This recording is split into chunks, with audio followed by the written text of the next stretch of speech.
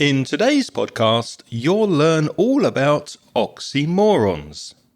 An oxymoron puts two words that don't normally go together side by side.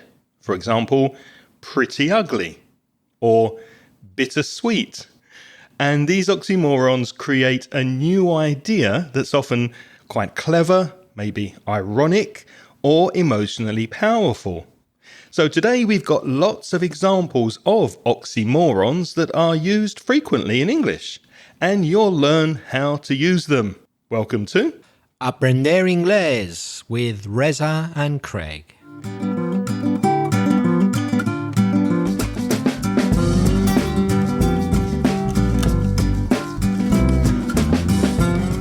Hello and welcome to the podcast, especially if you're a new listener. And if you've come back to listen again, thank you very much. My name's Craig. And my name's Reza. And with nearly 60 years of teaching English between us, Reza and I are going to help you improve your English and take it to the next level. How are you doing, Reza? I'm not bad. I was away on a little trip for a week in Ireland recently before I came back to Spain. Though I must say it is very hot here. I really notice the difference compared to Ireland. Are you hot? Very hot. We're in the middle of a heat wave at the moment, not only in Spain, but also I think France and even England are experiencing exceptionally high temperatures. How was Belfast? How's the family? Nice and cool. I think the maximum temperature was 23 degrees, although at the same time it was 34 in London, as you say. That's right, yeah. But 23, that's nice. That's a nice temperature. Yeah, sleeping under a blanket. Lovely. First this week, we have a message from a friend of the show, Carmen from Malaga. 2 or 3 episodes ago, Reza asked Carmen how she records her podcast in English. He asked her if she reads a prepared script for her podcast or does she speak spontaneously off the cuff?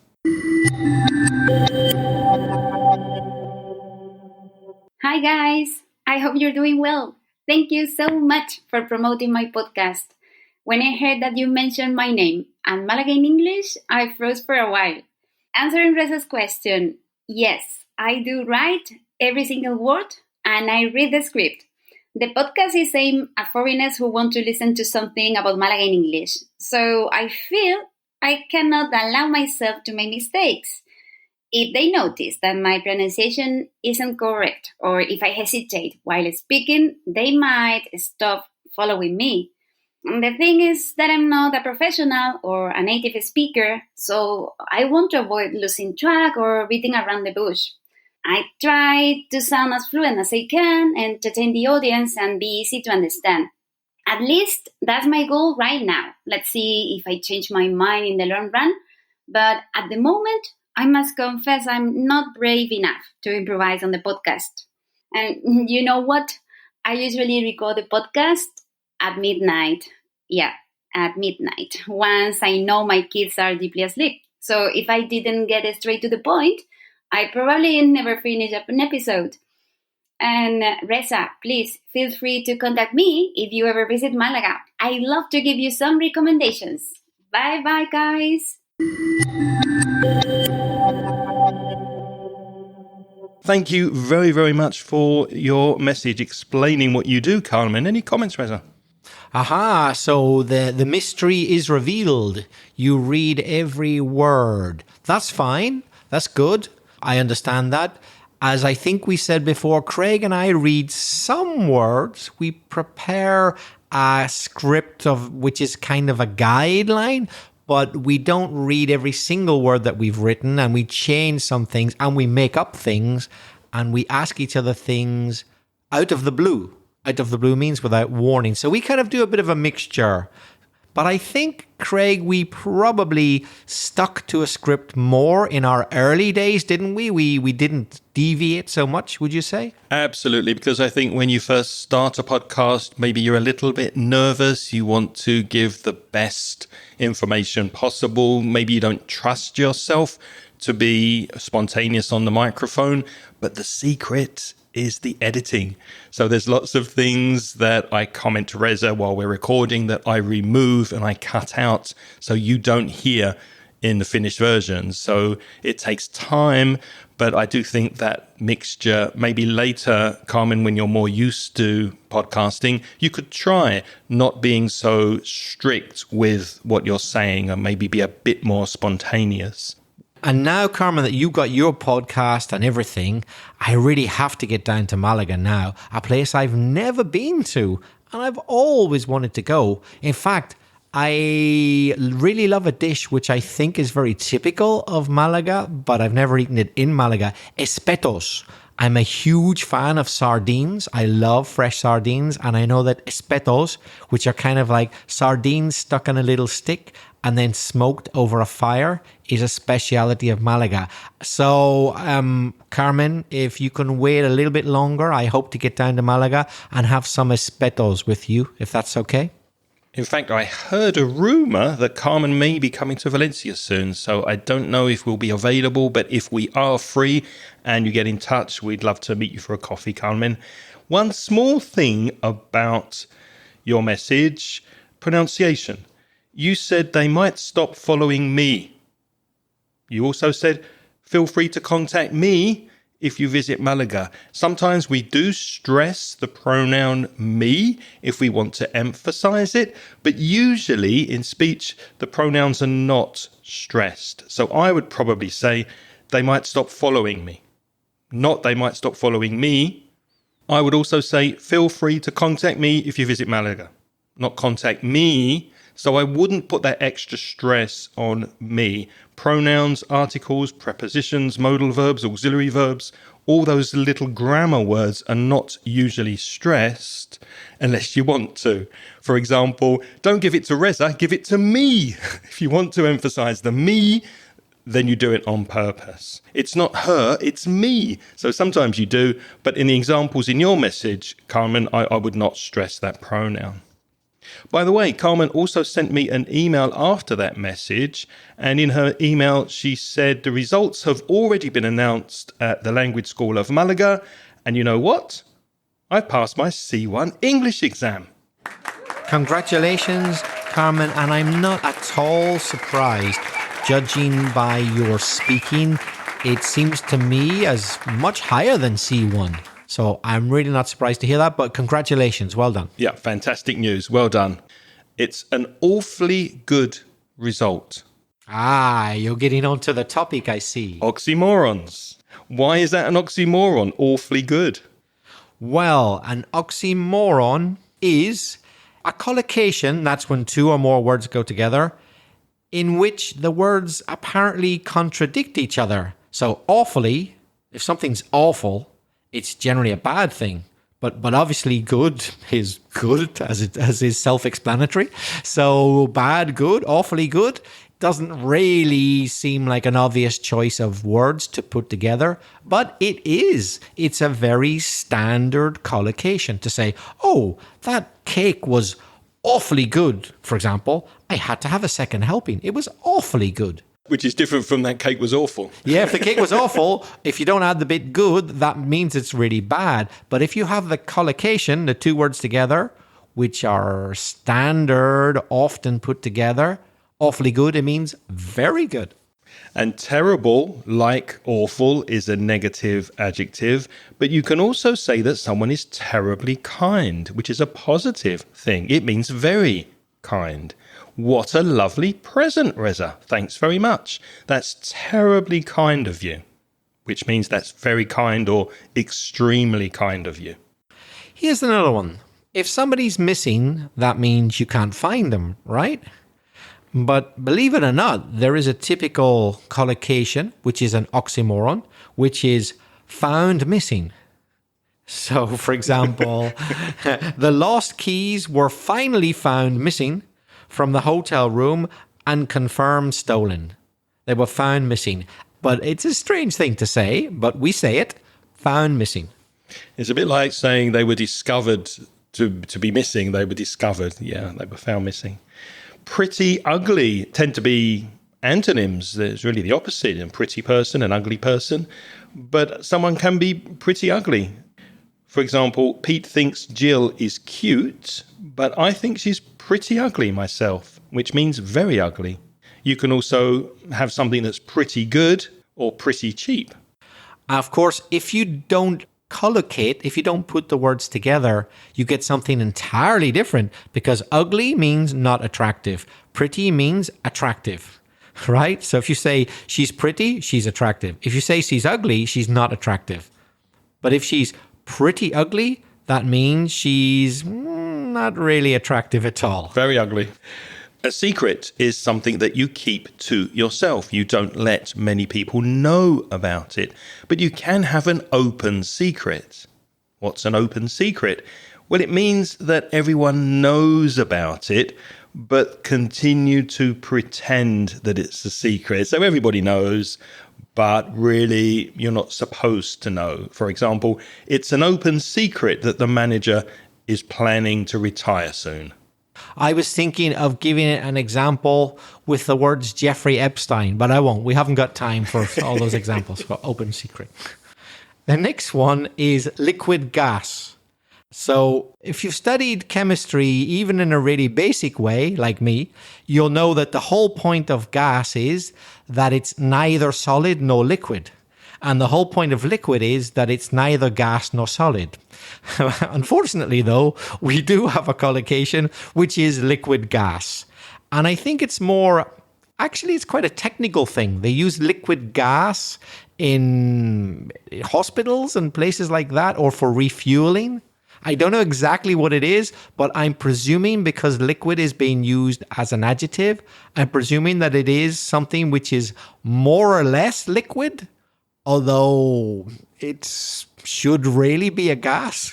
Well, I'm guessing that's what it means. Like you, Reza, I only studied very basic chemistry, so I did quickly check online. It's actually gas that has been cooled, so the temperature's reduced, and also pressurized, put under pressure, and that converts it or turns it into a liquid state. So normally at room temperature, it will be a gas.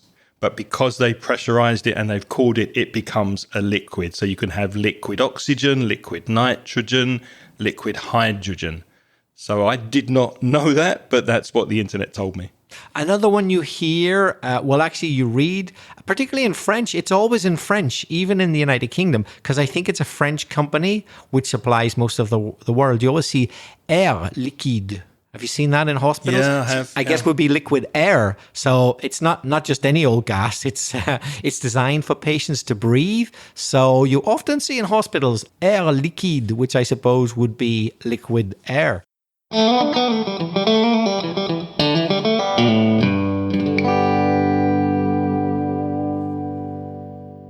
Let's take a quick break here because I know you listen to this podcast to take your English to the next level. But what about your speaking? Is your fluency improving? Are you happy with your speaking skills? My conversation course focuses on making you a more confident and more fluent English speaker. You'll join me and a small group of motivated students, and we'll meet on Zoom and have topical discussions, role plays, debates and presentations that will expand your vocabulary and help you express yourself effectively in English. So be proactive and take the first step towards becoming a confident and fluent English speaker. Send me an email today to craig@inglespodcast.com and I'll send you details of the next online conversation course. Thanks for listening. Now, let's get back to the podcast.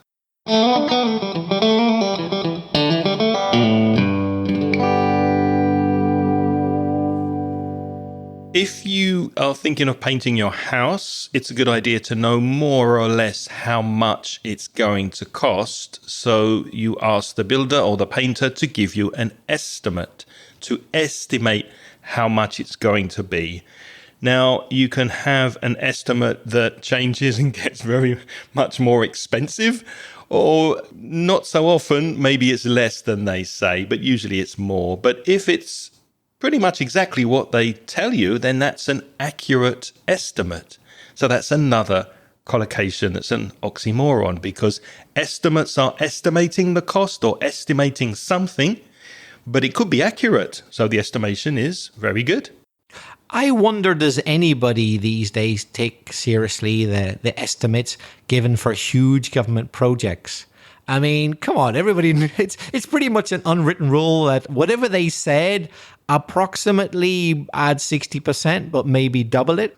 It's pretty much an unwritten rule. They're never an accurate estimate. So this company says, we will build the high-speed train line for $10 million. Does the government think, okay, so it's going to cost us $20 million? Do they just immediately presume it? It's never an accurate estimate. And there was a train link planned to connect London to, was it Manchester, with a high-speed train? And they spent £120 million without actually starting to build it. So it was over budget already. Incredible.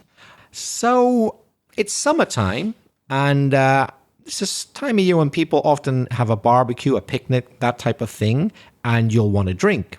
But carrying glass around is probably not a good idea. It's going to get broken. So I tell you what, why not use plastic glasses? Hang on a second. Glasses are made of glass. They can't be plastic. They are normally, but if you buy special, let's call them glasses, but I should really call them special containers, which look like a glass, but they're not made of glass, they're made of plastic, then perhaps it's a bit silly, but we call them plastic glasses.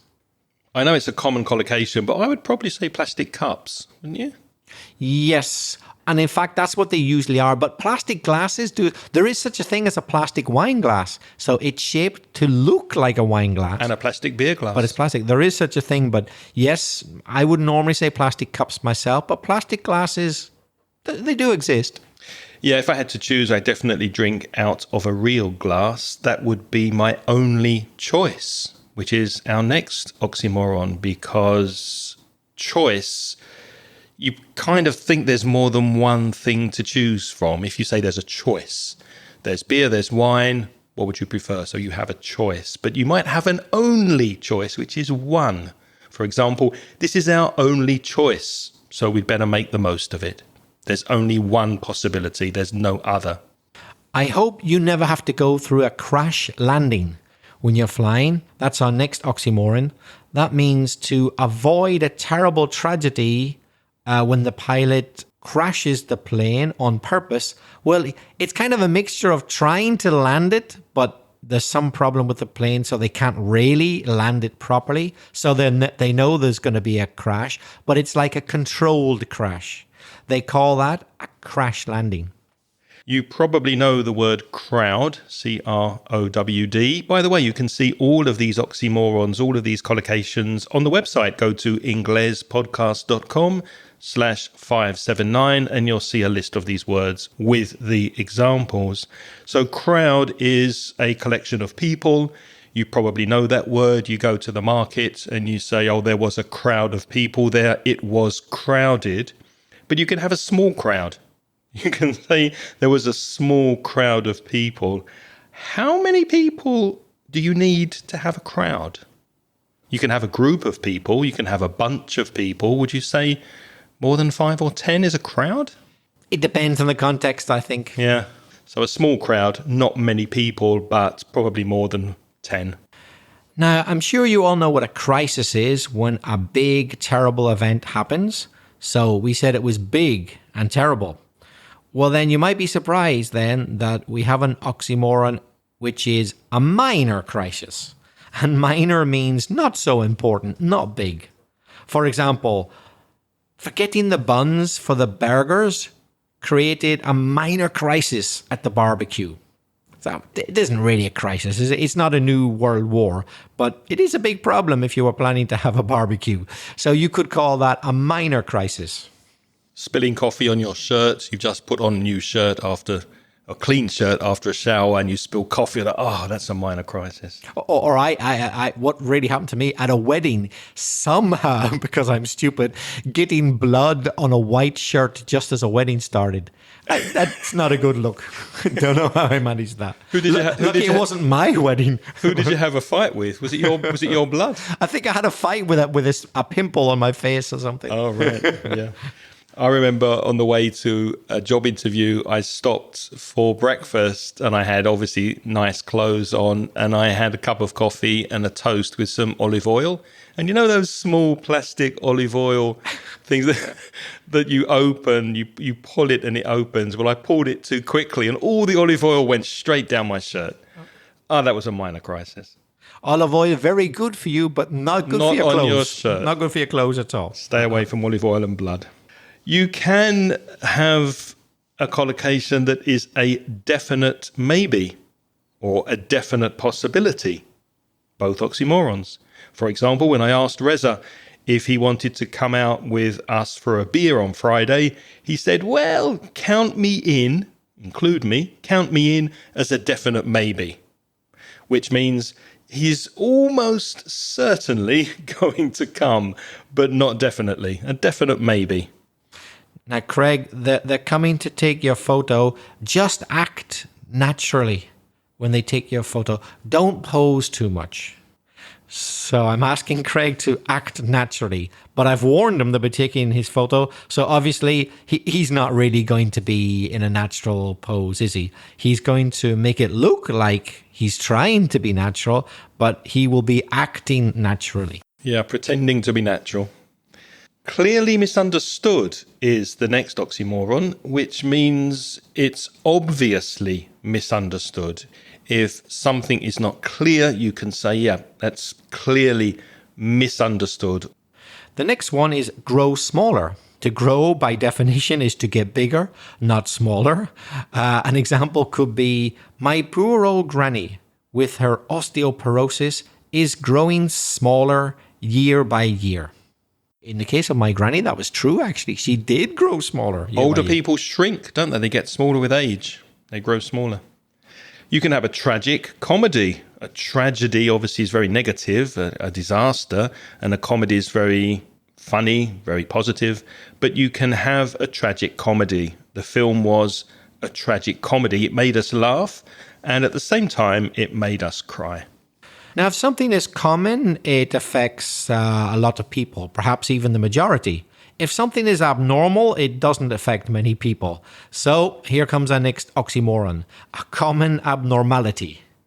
For example, deafness in Dalmatian dogs is a common abnormality.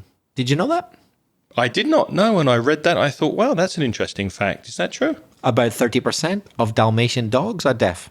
Well, that's a lot, isn't it? that is a lot. It's a common abnormality. It's a common abnormality. You can have an original copy. The word copy, if you have a contract and you photocopy it, you have a copy of the original contract. So it's duplicated, right? But you can have the original copy, which is the first one. So, for example, we found the original copies of the manuscript in the archives. So the very, very first edition or copy of it.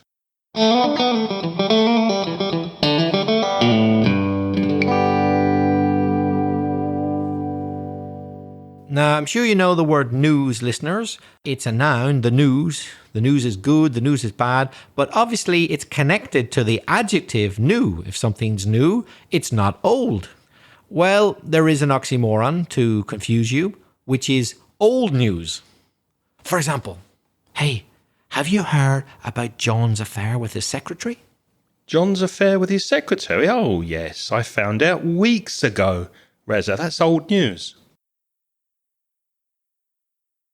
That was a deafening silence. If there's silence and nobody speaks and it's a very tense situation, you can say there was a deafening silence. For example, imagine a window is broken in a classroom in a school and the teacher asks the students, who broke the window? Well, there was a deafening silence in the room. The silence was so intense and so obvious that it was deafening. It became almost loud. It was so quiet. Related to that, about sounds which really aren't sounds, we also have a silent scream. So a scream is when you shout very loudly, but a silent scream is when there's no noise at all. For example, Pat let out a silent scream when he opened the tricky exam paper. So imagine Pat's in the examination room. He can't scream, but internally in his brain, he's screaming. That's when you let out a silent scream.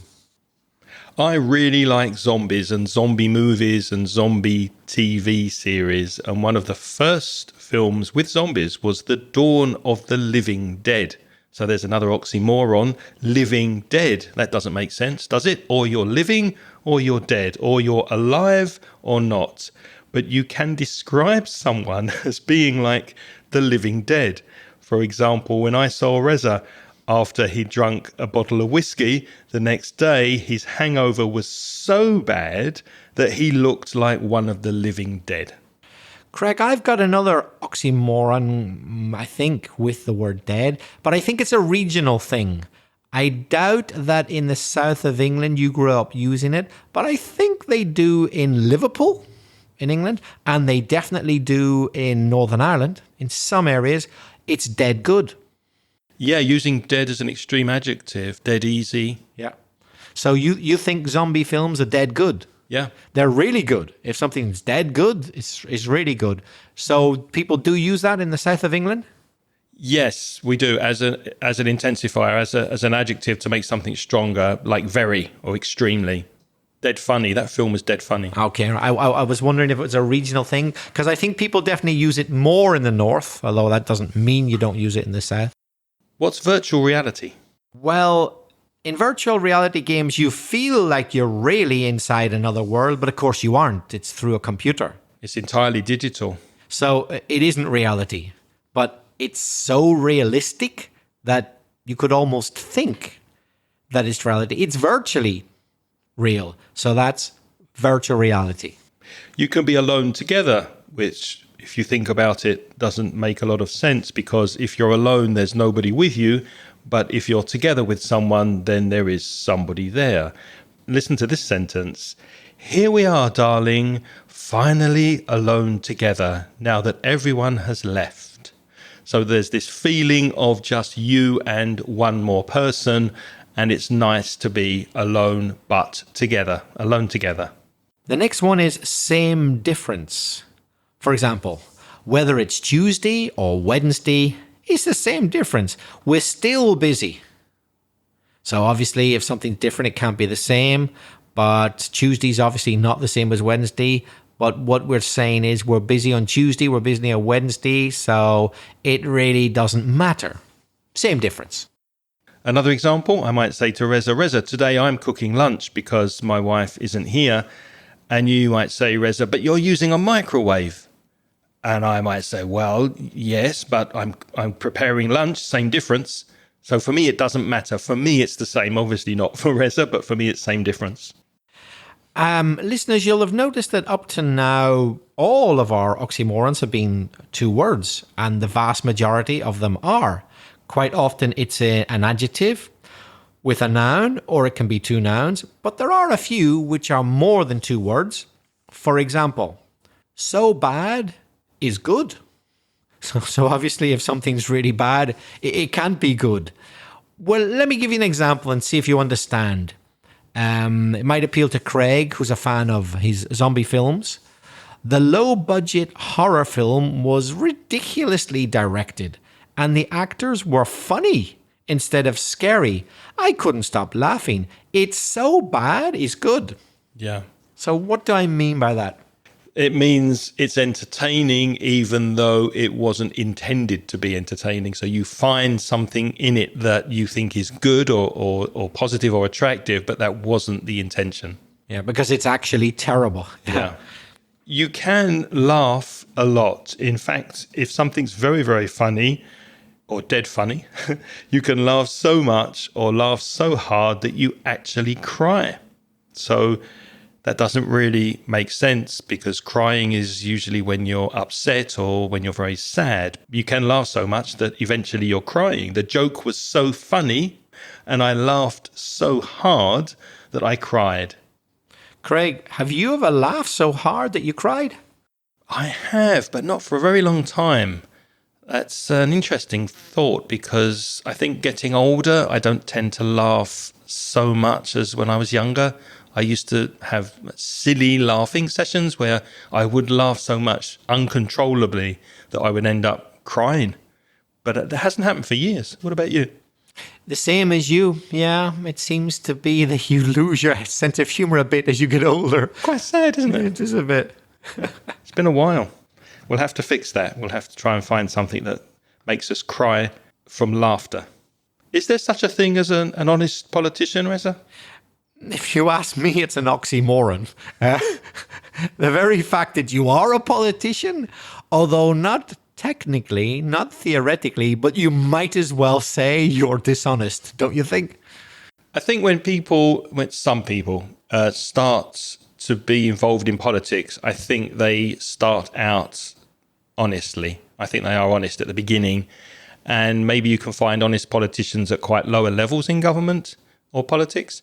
But I think as you go up the ladder, so to speak, and you become more prominent, more important, more noticeable, I think you have to do deals and you get more cynical about things. And I think you tend to change. Do you agree with that? Yeah, I think you're right, actually. There are some honest politicians, but not many at the top. Very few. No, I don't think so. Well, now it's your turn to practice your English. Do you have oxymorons in your language, or can you think of any more oxymorons in English that you'd like to share with us? We would love to hear from you. Reza, how can people get in touch? Well, we think the best way is with an audio message. There's a link in the show notes. It's speakpipe.com/inglespodcast. And if you use that, you can leave us a message of up to 90 seconds. But that's not the only choice, is it?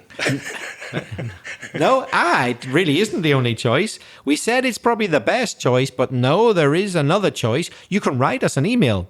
Write to craig@inglespodcast.com or belfastreza@gmail.com. And if you're a Spanish speaker and you want to improve your English with free and paid resources, why not visit the Mansion Inglés website at mansioningles.com. And for paid products, you can browse the online store at store.mansioningles.net. As always, we'd like to say thank you very much to all of our Patreon supporters.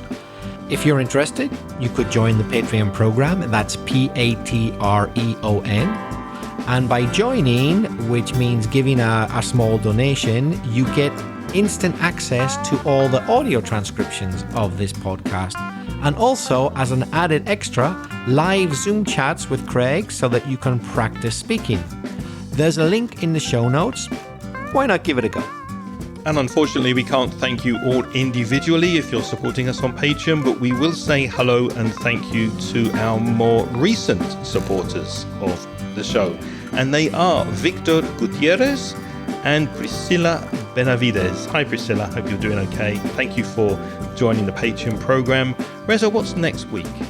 Next week, we're talking about soft skills. Soft skills.